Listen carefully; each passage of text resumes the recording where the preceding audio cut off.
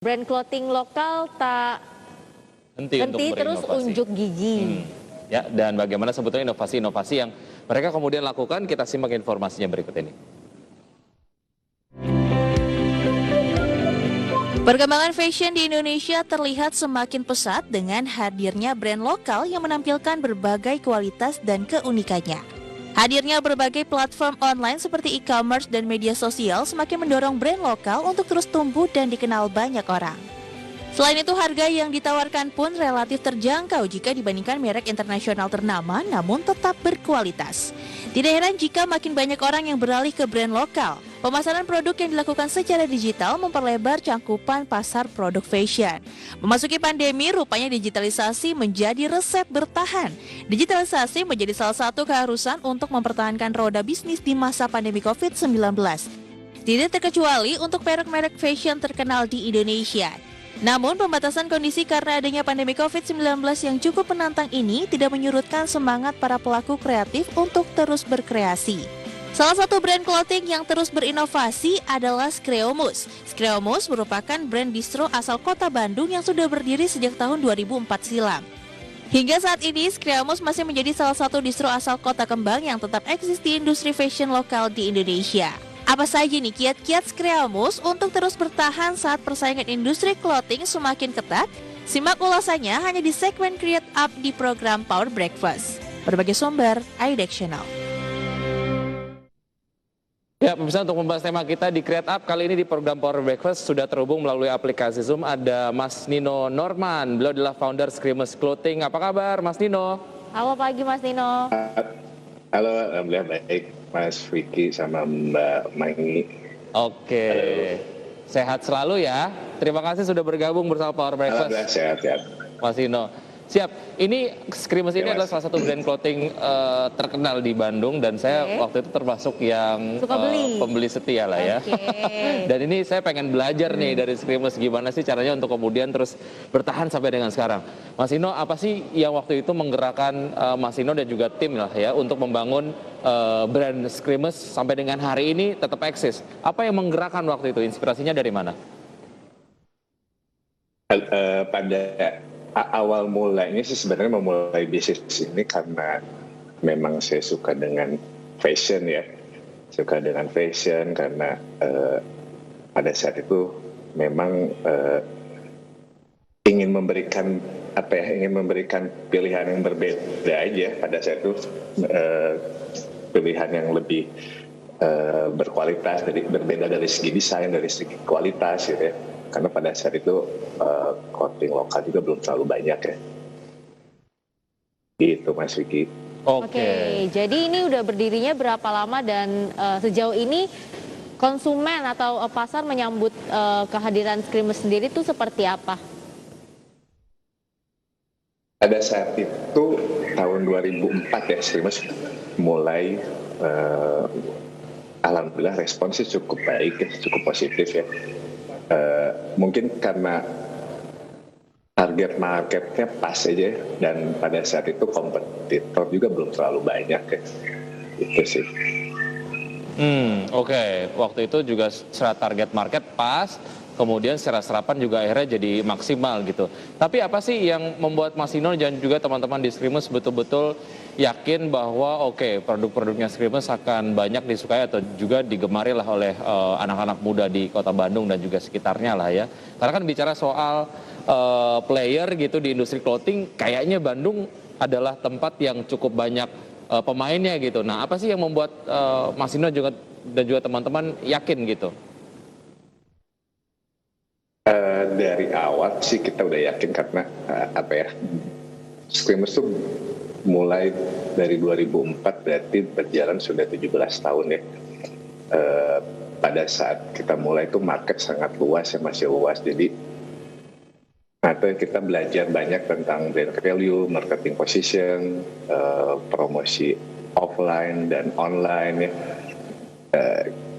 Cukup banyak bekal untuk bisa bersaing dengan brand-brand lokal dan brand-brand luar ya pada saat itu ya. Oke, jadi dari pertama berdiri tadi di tahun 2004 ya Mas Nino ya? Iya betul Pak. Oke, sampai saat ini Nah, marketing tools yang digunakan tuh untuk membangun produk dari Screamers sendiri itu seperti apa dari mulai awal 2004 sampai saat ini? Itu seperti apa? Pada saat memulai itu marketing tools yang digunakan mengikuti tren marketing pada saat itu ya. Pada saat itu memang awalnya promo melalui teman-teman dan komunitas ya. Terus menggunakan media promo seperti poster, terus flyering, baligo. Karena pada saat itu belum ada sosmed. Dan setelah itu sekarang kita mulai menggunakan sosmed, website dan marketplace ya. Ya. Secara desain sebetulnya apa sih yang menginspirasi Screamers Mas Nino sejauh ini? Inspirasi sih lebih ke apa yang kita suka, apa yang kita dari hal-hal keseharian sih. Seperti kan kita suka dengan hal-hal seperti art, musik, film.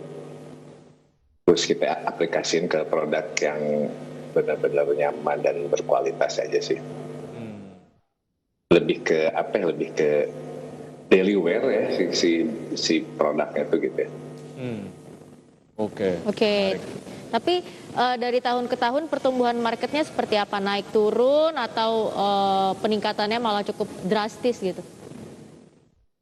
Pertumbuhan alhamdulillah sih kalau dari tahun ke tahun tuh growth baik, terutama di saat pandemi memang ada penurunan untuk offline store, cuman untuk mungkin market beralih ya ke online. Sekarang tuh banyak interaksi dan penambahan customer baru di market online dan terutama marketplace ya sekarang yang sedang tumbuh baik ya. Artinya secara market juga pada saat pandemi ini malah justru tumbuh ya Mas Nino ya, karena banyak banget orang yang kemudian beralih ke platform digital gitu. Oke, ini kalau saya lihat dari desain-desainnya ataupun mungkin dari lookbook yang sudah saya cek gitu di akun IG-nya dari Screamers, ada kolaborasi-kolaborasi yang dilakukan antara Screamers dengan misalnya seniman asal Jepang ataupun mungkin beberapa hal lah kolaborasi tentu saja yang dilakukan. Apa sih pentingnya kolaborasi dan apa pentingnya memiliki sebuah campaign ataupun pesan lah yang terkandung dalam sebuah campaign yang dilakukan oleh Screamers di setiap edisinya, Mas Nino? Kalau pesan sih sangat penting ya, karena kita ingin brand kita itu dikenal dekat dengan customer dan tahu apa yang mereka butuhkan.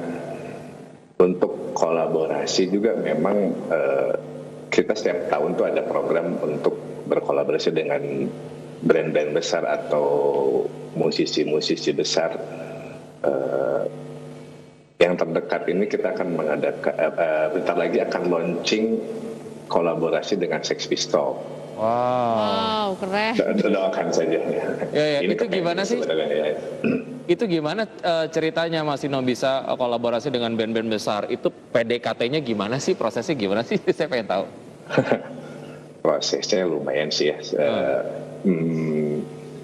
Sama Sex Pistols ini sebenarnya approach-nya itu dari tahun kemarin ya, karena kepending pandemi jadi banyak kepending itu karena prosedur dengan band luar itu ternyata cukup detail ya pada saat itu ya. Karena memang harus kita kirim sampel produknya juga ke Inggris ya berarti ya. Ke Inggris, terus kita nunggu approval dan lain-lain, terus dia benar-benar detail lihat quality produk dan lain-lain. Dia juga mempelajari si brand Screamers ini untuk marketnya di sini seperti apa. Ya alhamdulillah, dan akhirnya mereka mau berkolaborasi sama si Screamers itu. Oke, ini kalau yang saya pelajari sih, betul, yang saya pelajari sih kayaknya memang ada kesamaan DNA lah ya antara Screamers dengan kolaboratornya. Itu yang kemudian akhirnya oke deh kita kolaborasi, kurang lebih kayak gitu ya Mas Nino ya? Ya betul. Ya, sampai dia pun meminta bisnis plan untuk tapi target sales dan branding ya. Iya, Gimana selama PPKM ini operasionalnya jadi berubah nggak? Misal dari jamnya atau mungkin seperti apa gitu, ada perubahan? PPKM sih ngikut. Kita tuh kalau offline store kan ada 6 toko ya, di Bandung ada 3, Jambi, Malang, Bekasi. Di setiap kita ngikutin kebijakan dari setiap kota. Selama PPKM kemarin memang awalnya beberapa tutup sementara ya, terus jam operasional dibatasin. Kalau untuk toko sendiri melakukan WFH. Oh, jadi menyesuaikan Gitu sih. aja ya dengan kebijakannya ya. Menyesuaikan, ya, betul. Oke. Oke. Betul, betul. Ya, bentuk-bentuk efisiensi yang dilakukan pada saat PPKM itu dilakukan, Mas Ino, di Skrimus sendiri ada nggak efisiensinya? Efisiensi itu menyesuaikan sama kebutuhan sama keadaan juga. Tapi kalau semenjak pandemi ini kemarin justru kita memperkuat di SDM, produksi sama di marketing, terutama untuk divisi online ya, karena memang responnya juga sangat baik ya di semenjak pandemi itu. Oke. Tapi tentunya setelah tadi ya dijelaskan sudah ingin berkolaborasi dengan band-band yang besar gitu. Target kedepannya atau strategi yang akan dilakukan lagi itu kedepannya apa aja sih, Mas Nino? Strategi ke depan ya ingin menjadi brand yang lebih besar ya, maksudnya lebih dikenal secara nasional, bisa menjadi market leader, terus bisa go internasional, terus semakin inovatif, semakin kreatif lah dalam pengembangan produk, brand, dan ya terus kalau untuk program-programnya mungkin melakukan kolaborasi dengan brand-brand atau musisi-musisi besar. Itu mungkin ya. Oke. Semoga memang proses kolaborasinya dilancarin terus ya, dan juga ada kolaborasi yang lebih bikin kita kemudian terinspirasi lah. Oh, oke, ternyata memang sangat mungkin gitu ya brand lokal dapat berkolaborasi dengan brand-brand besar dari luar. Mas Ino, terima kasih sudah bergabung bersama kami di Power Breakfast. Sukses selalu untuk Skrimus. Nanti kalau saya ke Bandung, saya main-main ke Skrimus ya. Terima kasih ya Mas Nino. Ya, sama-sama. Mbak Pelangi. Sehat selalu.